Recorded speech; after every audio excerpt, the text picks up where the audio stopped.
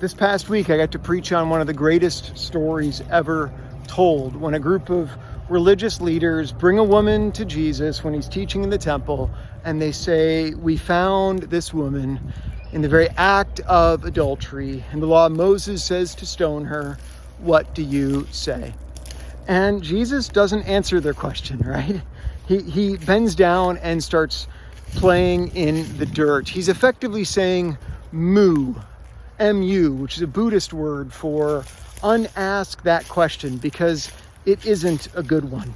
Robert Prissig, in his book, Zen and the Art of Motorcycle Maintenance, says moo becomes appropriate when the context of the question becomes too small for the truth of the answer. And it strikes me that so many of the theological and ethical and political questions of our day are just that. They're not good questions. They're meant to trap us.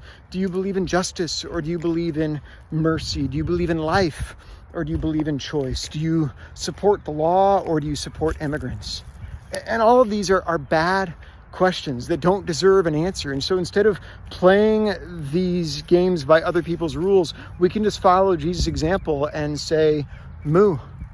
Well, eventually he stands up and he says, "Whoever's without sin may cast the first stone."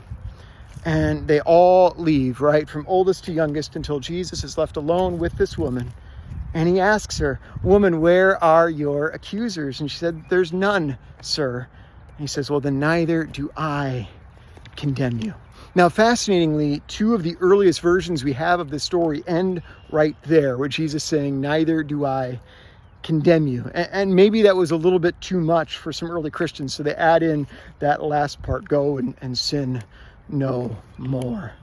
But may you rest in the good news of this story, that the one who has the power to condemn you doesn't. And if that's the truth, then why would you spend a moment of your time condemning yourself or other people? You've got better things to do with your time than that. So go do those things.